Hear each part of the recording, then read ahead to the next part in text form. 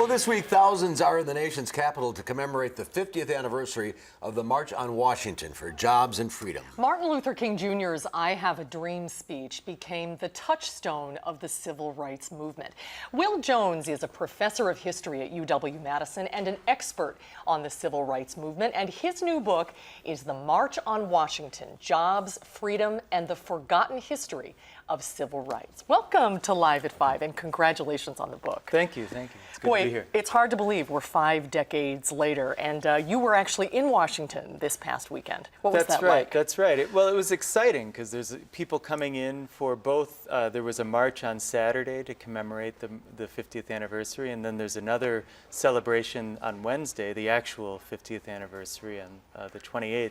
And there was a lot of excitement. It was interesting to see people both trying to make a sort of a statement, a political statement about today's politics, and also to celebrate the march 50 years ago today. And 50 years later now, what is the status of the dream?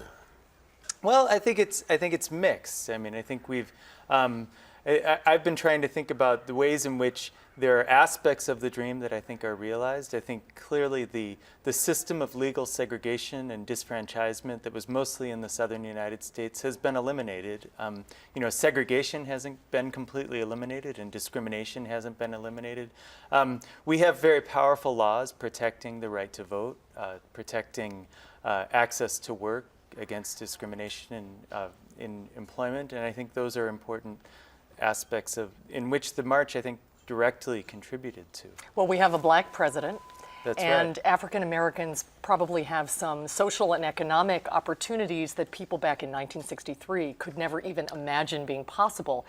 But there's still a lot of work left to be done. That's right. I mean, the central demand of the march, or one of the central demands of the march, was a law outlawing employment discrimination, which at the time was an extremely controversial position. And I think many people today would agree that you shouldn't be discriminated when you go to a job based on your race or your nationality, your religion, or your gender. And these things were totally accepted by many people at the time, and I think is a significant advance. What do you think folks back then at the march are thinking today, 50 years later? We've accomplished something? Right. Still have a long way to go?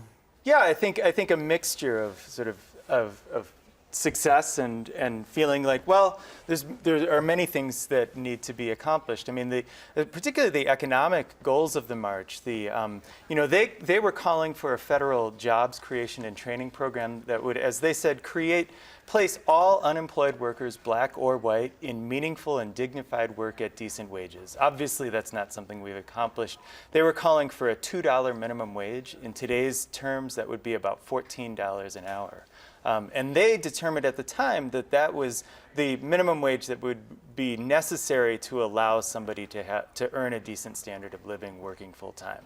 So these are things that I think obviously people who were around at the time, who participated in the march, would look and say, we clearly have not achieved those things. The book clears up a lot of misconceptions, too. A lot of people think it was Martin Luther King Jr. who organized the March on Washington, and actually he was the last speaker of the day, last speaker of the whole weekend. Isn't that right? That's right. The principal initiator and organizer of the march was A. Philip Randolph, a black union leader who at the time was widely recognized as the most important civil rights leader in the country. Martin Luther King was a very important participant in that march and a leader of the march. He was primarily representing the southern wing of the civil rights movement. And I think one thing we often forget is that the civil rights movement was a national movement aimed at addressing inequalities nationally. And so he was an important part of it, but certainly not the only one or even the primary leader of that march. An historic day tomorrow. We'll certainly all be watching. If you can't be in Washington, as you can, so we'll relive the dream tomorrow. Congratulations on the book, Will. Good to see you. Thank you very much.